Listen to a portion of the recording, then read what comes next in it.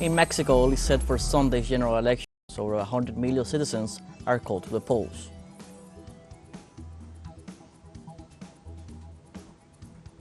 In Chile, indigenous communities demand from the Boric administration social improvement for the Mapuche people.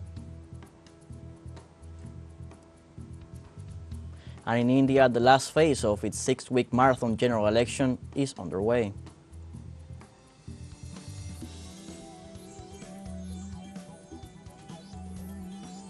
Hello, welcome to From the South. I'm Luis Alberto Matos from TeleSUR studios in Havana, Cuba. We begin with the news.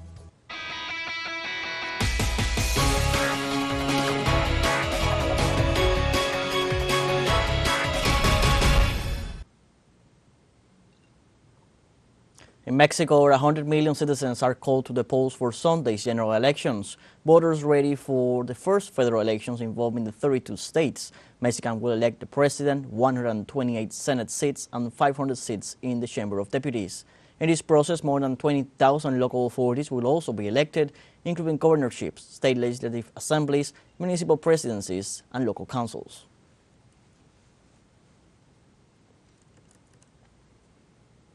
In Venezuela, mobilizations continue throughout the country in support of President Nicolás Maduro in view of the elections on July 28th, in which the people are betting on peace. The mobilizations have been attended by the leaders of the Bolivarian Revolution, as well as representatives of the political parties and the supporters of President Maduro's candidacy for the elections. Rallies in support of the Bolivarian Revolution have focused on the call to maintain the struggles in defense of democracy and sovereignty in the face of destabilizing attempts by the United States and the European Union. Venezuelans have also shown their gratitude to the leadership of Nicolás Maduro and the cooperation they have received from the state to confront the sanctions imposed by the United States.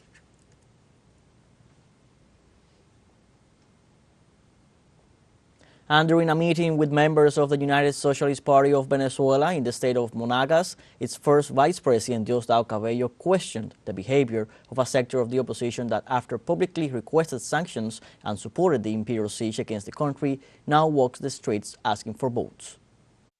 These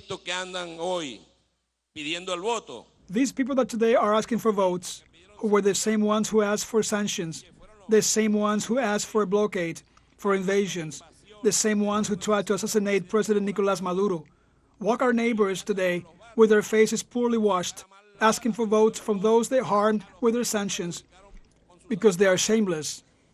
They were also even saying until last year that they wouldn't go to elections with the same CNE, that they wouldn't go to elections if there were no international observers. If the OAS, the United States, the European Union were not there, they are political phonies. On Thursday, President of Colombia, Gustavo Petro, requested to speed up the process of making the agrarian reform in the country so that farmers could receive more hectares.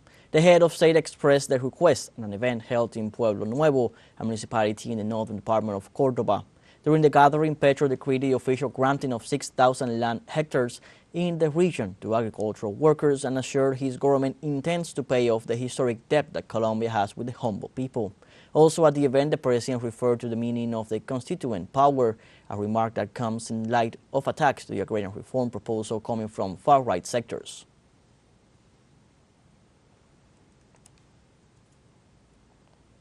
And in Brazil, representatives of the communities affected by the operations of the Suape's industrial port complex hold public hearings to discuss violations and abuses by the company.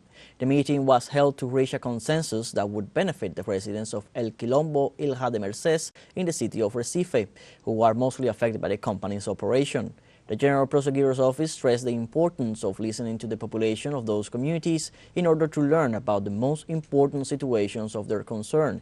The residents demanded actions that would support and protect them from the businessmen who they claim have been harming them for more than 30 years.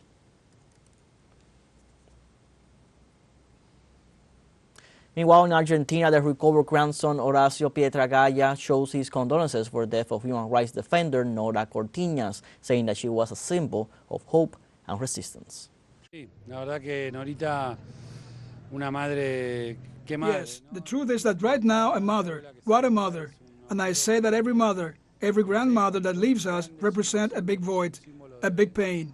They are a symbol of struggle, of hope, of resistance, of denunciation. And well, we will have to be thousands committing ourselves to be able to carry forward a little of that absence, that orphanhood that remains. Mainly with our history, our mothers and grandmothers were fundamental. Meanwhile, Chile's indigenous community demands social improvements for the Mapuche people from Gabriel Boric's government. The indigenous representatives in parliament are demanding that the government provide access to drinking water, aid to family farming, and the strengthening of institutions that support the development of the communities. They also consider it a priority for the executive to speed up the handing over of land to the native peoples and an improvement in social justice. Indigenous Mapuche people who are deprived of their freedom are on hunger strike to demand respect for the rights established in the treaties ratified by the Chilean government.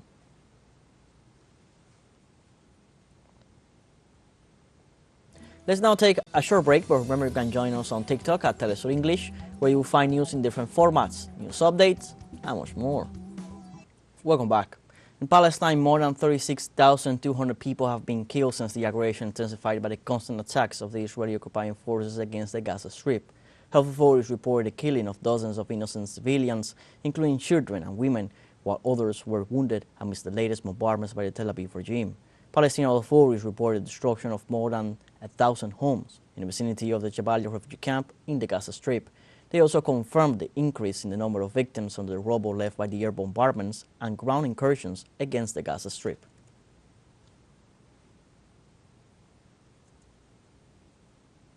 In Palestine, the Israeli occupation committed 5 massacres against families in the Gaza Strip, leaving 60 Palestinians killed and more than 280 injured in hospitals in the latest hours.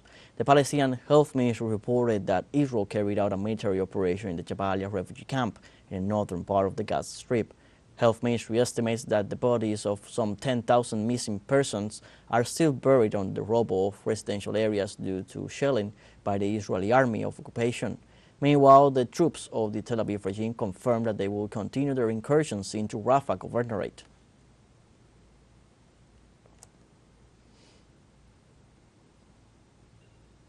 In Yemen, residents mobilized in the capital city of Sana'a, making a massive demonstration in solidarity with the Palestinian people. Flags and banners filled the main streets of the capital, expressing the Yemeni people's support for the armed forces defending the Palestinian cause from the West's aggressions. Demonstrators affirmed their backing to the displaced Palestinians and their just cause, stressing that the U.S. and British aggression against Yemen will not break the will of the Yemeni people and the leadership of their pro-Palestinian stance. In this context, different national authorities affirmed that their position remains firm, standing by the Palestinian people's rights.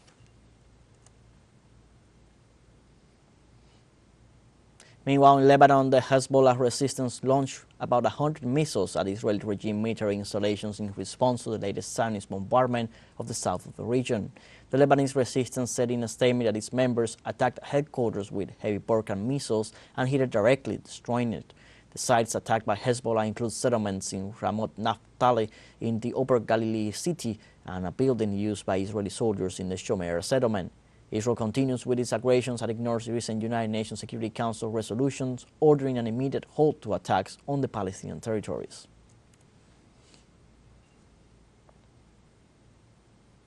U.S. President Joe Biden reported that Israel has proposed an agreement with the Palestinian Hamas delegation that includes a lasting cessation of hostilities in the Gaza Strip and the release of all Palestinian hostages.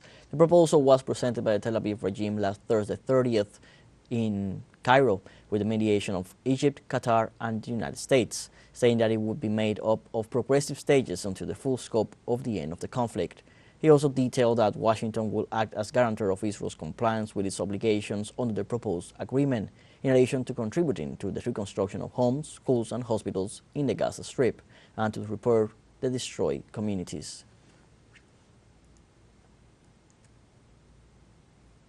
For its part, the Gazan government authorities, Hamas, proposed the release of all Israeli hostages in exchange for a ceasefire in Gaza and the withdrawal of all Israeli troops from the coastal city.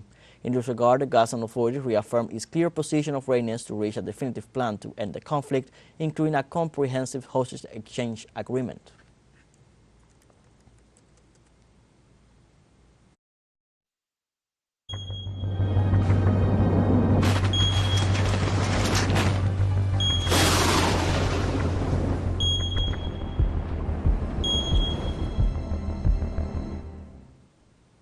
Mexico's health secretariat revealed that the unprecedented heat wave in the country has already left 1,346 people affected, 61 of whom died, breaking all records of previous years. According to the official report, during the current heat season, which began on March 17th and will end on October 5th, the most affected states are Veracruz, with 16 deaths, Tabasco with 11, and San Luis Potosí and Tamaulipas with 9 deaths each. During this week alone, 390 cases associated with extreme natural temperatures were reported, resulting in 13 deaths, while the rest of the people affected had to be treated for heat stroke, dehydration, and burns. The intense heat wave also affects animals, which has triggered alarm among environmental groups.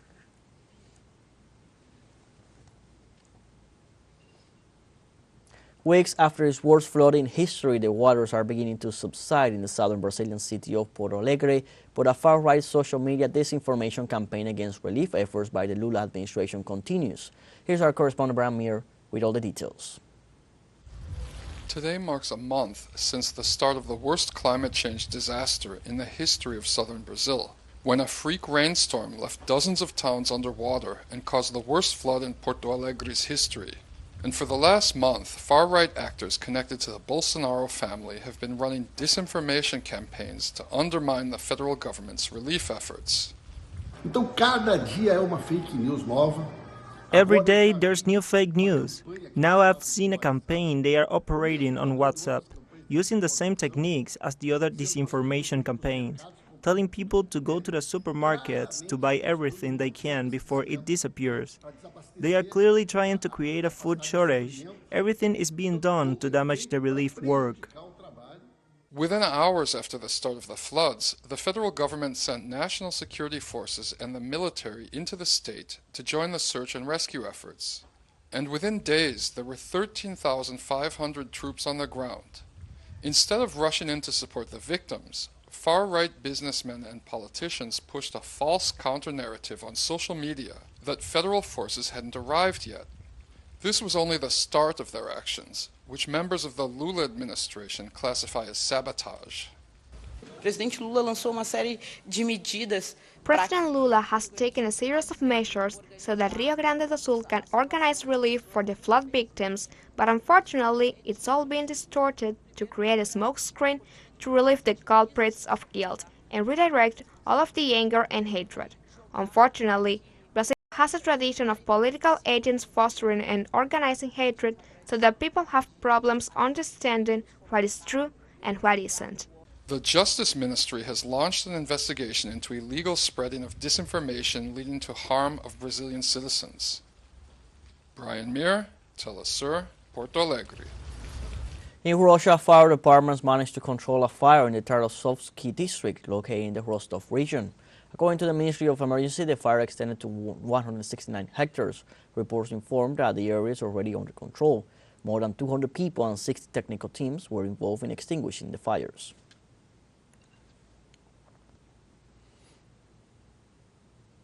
India's meteorological department, known as IMD, predicted a gradual reduction in ambient temperatures for northwest and central India after reporting highs above 49 degrees Celsius in Delhi a few days ago, which are considered a record for the current summer season.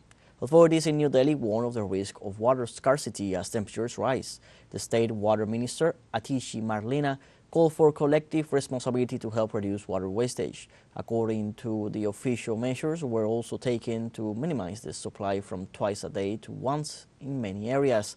In this context, the IMD alerted about the negative impact of heat on the health of the population, especially babies, as well as the elderly and chronically ill. We have a final short break coming up, but before we invite you to join our WhatsApp community for our English-speaking audience, you can scan the QR code on screen to join directly and share the link to reach more people. Constant news coverage of Latin America and the Caribbean as well as the rest.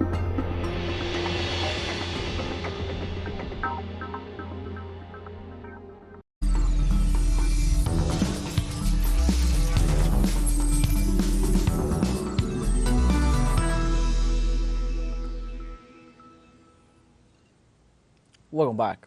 In India, the last phase of its 6-week marathon general election is underway. More than 970 million citizens are eligible to cast their votes to determine the makeup of the lower house of parliament for the next 5 years. The seventh round of voting takes place in some 57 constituencies in 7 states. Voters will elect the 543 seats in the lower house of parliament. Polling stations are to close this Saturday, and results are scheduled to be announced this Tuesday, June 4th. In Beijing, the governments of China and Bahrain established bilateral strategic alliances at a meeting between President Xi Jinping and King Hamad bin Isa Al Khalifa. During the gathering, issues of economic, commercial, and scientific interest were discussed, as well as current international and regional geopolitics. For his part, the monarch Al Khalifa highlighted Beijing's work to maintain peace and stability in the region, while Xi Jinping celebrated 35 years of China's ties with Bahrain and praised its ability to expand joint strategies to further their foreign relations to the highest level.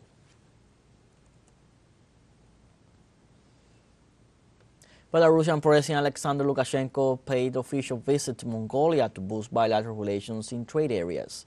Lukashenko arrived at Genghis Khan International Airport on Saturday, where he was greeted by the presidential cabinet and Mongolian diplomatic delegates. The presidents of Belarus and Mongolia are expected to meet in the city of Ulaanbaatar, the capital of Mongolia, where they will take part in meetings and sign bilateral agreements. Lukashenko's visit is estimated to last until Tuesday, June the 4th, and he is expected to discuss such issues as trade and economic cooperation with Mongolian high-ranking authorities. Russia and Ukraine announced Friday that they had exchanged dozens of prisoners of war in one of the only areas of dialogue between the belligerent countries. Despite large-scale hostilities, the two sides have conducted more than 50 prisoner exchanges since Russia launched a special denazification operation against Ukraine more than 2 years ago. The latest exchanges have been hampered by demands from both sides and following the breakdown in January of a Russian plane carrying Ukrainian prisoners to an exchange point.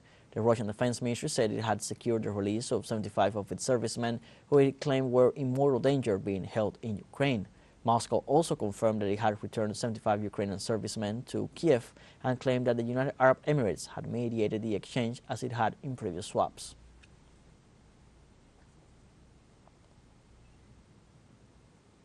And on Friday, as Nicaragua celebrated Mother's Day, more than 15 pregnant women participated in a contest in which the elected winner is the mother with the biggest baby bump. The competition is part of a local tradition that has been held in Managua for 21 years. I didn't really think I was going to win, because I thought there are bigger bellies, but God's mercy indeed, I had never participated in anything like this before. I'm expecting a baby girl and I'm very grateful to Radio Ya and all the sponsors. I'm one of the winning mothers. I won the 3rd place and it is a great blessing for my baby girl I'm expecting. We are celebrating Nicaragua's Mother's Day with more than 15 expecting mothers participating in this traditional contest which we have been organizing for 21 consecutive years to inspire mothers, to give a special boost to those mothers with limited resources. Like this, we have come to the end of this news brief. You can find these and many other stories on our website at TeleSUREnglish.net. Also join us on social media, Facebook, X, Instagram, Telegram, and TikTok. For TeleSUR English, I'm Luis Alberto Matos. Thank you for watching.